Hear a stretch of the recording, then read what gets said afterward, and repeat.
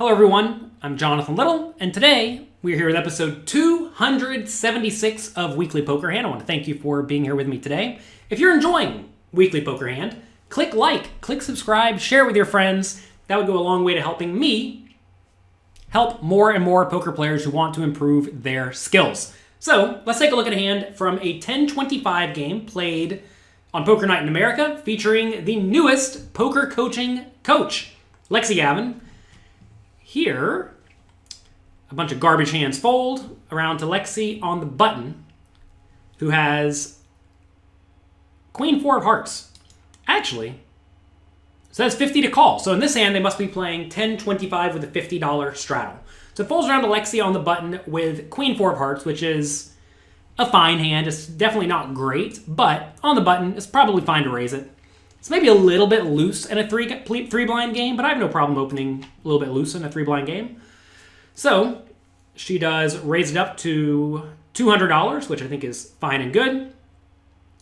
And now Antimony has Queen Jack offsuit in the middle blind. This is a pretty nasty spot because calling is not especially great, especially with world-class player Danielle Anderson in the big blind, the third blind. So I think Antimony either needs to 3-bet or fold. And if she knows Lexy Gavin is opening a little bit wide on the button, then 3-betting is definitely the preferred option. I think Lexy was playing reasonably in this game so far. She wasn't being absurd. So it's not like you can just think she's opening super wide on the button. That said, I would probably 3-bet this Queen Jack offsuit almost every time to something like $700. I think that's pretty nice. Maybe $750. They are playing pretty deep stacked, $10,000 deep. So bigger 3-bets are usually going to be a little bit better. And she does make it $700. All right. Back around to Lexy Gavin. So now she has a few options. Well, not really. She has two. Calling is out of the question. Putting in $500 more in position may not seem too absurd because it's $500 into a $1,500 pot, closing the action. But Queen 4 of hearts is really bad. So, because of that, I think Gavin either needs to 4-bet or fold. Now, what are the best hands to 4-bet in this scenario? In general, the best hands to 4-bet are hands that are not quite good enough to call. Now, Queen 4 of hearts is not especially great to 4-bet with because it lacks post-flop playability. That said, if you do 4-bet here, you're putting Antimony in a pretty tough spot for the $10,000 stack because if she calls, she's going to be out of position, and that's going to be pretty rough with a lot of her non-nut hands. And if she does 5-bet, it's usually just going to end up being all in, right? Because Lexy's going to make it, I don't know, $2,000 or so, or $1,800, something like that. And then with a $10,000 stack, Antimony is going to feel kind of inclined to jam some portion of the time. So if you don't expect to get flat called all that often, the best hands to be 4-bet bluffing with are hands containing a blocker, or two blockers. So that's going to be hands containing an ace, a king, or a queen, maybe even two of those. So the question then becomes, is king, queen good enough to call? Well, probably, right? So you're probably going to be bluffing with stuff like king, jack, king 10, ace, x, that's not good enough to call.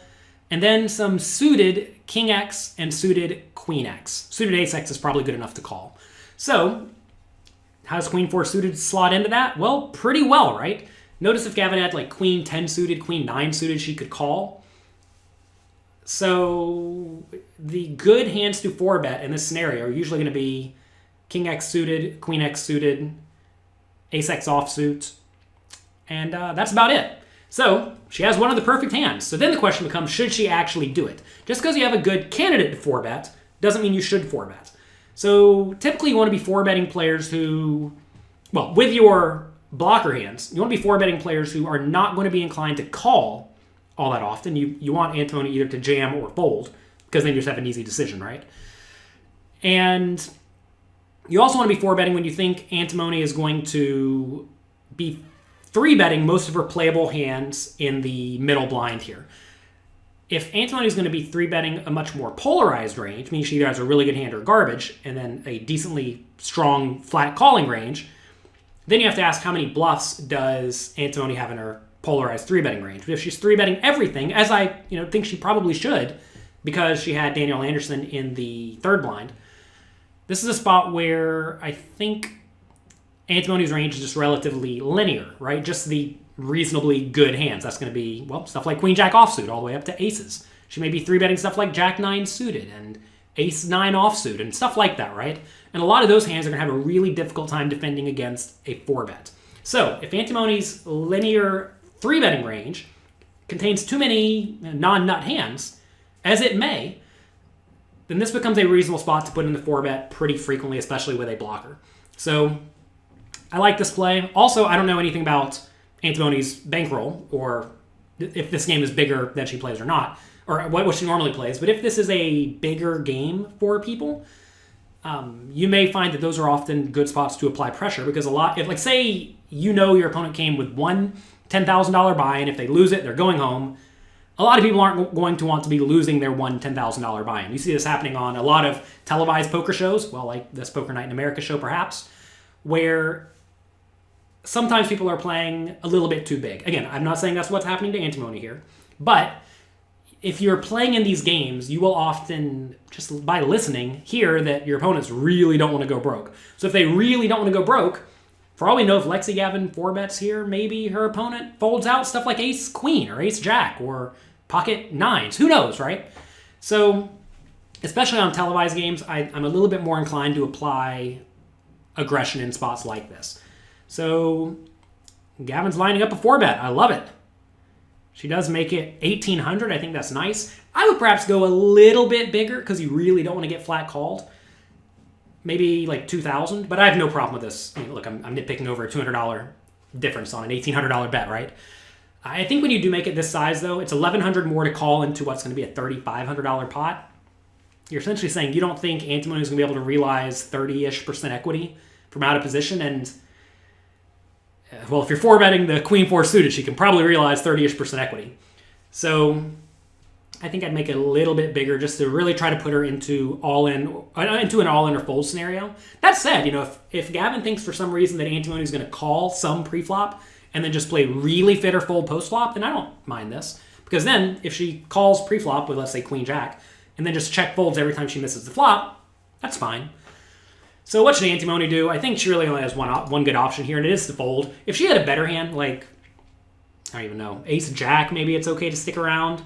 If her hand was suited, she should very likely stick around, depending on what she thinks about Gavin's strategy. Now, I am not sure how Lexy Gavin's opponents perceive her, but I think she's viewed as just like good, tight, aggressive opponent who's, out of line an appropriate amount of the time, which is why I've made her a coach at pokercoaching.com, right? She plays great.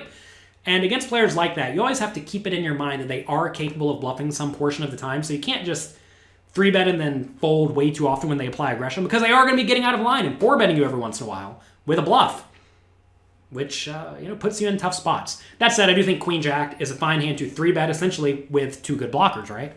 And then fold it when you do get 4-bet. So I think both these players played their hands perfectly fine, although Lexy Gavin's was clearly starting to get out of line, and I like that. It's good to get out of line and apply aggression, because when Lexy does get a hand like aces, because she's 4-bet this Queen 4 suited, now she's going to be way more likely to get action when she does happen to have a nut hand.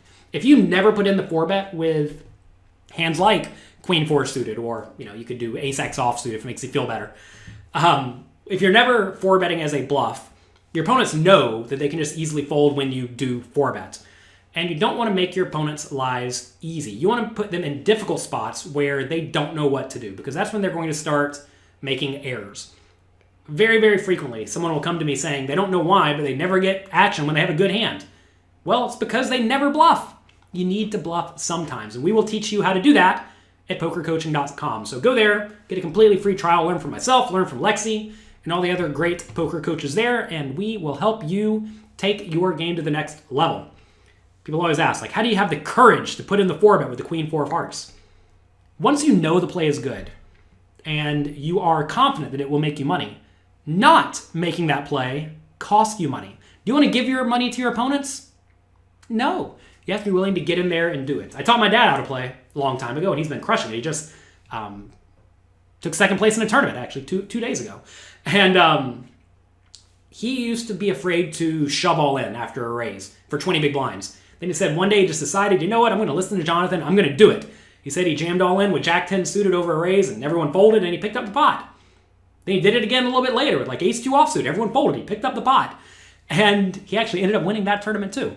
So if your opponents think that you're going to be on the tighter side and then you apply with aggression and you just do it, if you're not afraid to do it, then you're going to crush.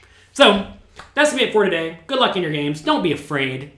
Get out of line. Take advantage of whatever your opponents are doing wrong. And very often, that is, they're going to fold too often when you start applying a large amount of aggression. So don't be afraid. Thanks for watching. If you enjoyed this video, click like, click subscribe, leave a review. And I'll be back next week with another fun episode of Weekly Poker Hand.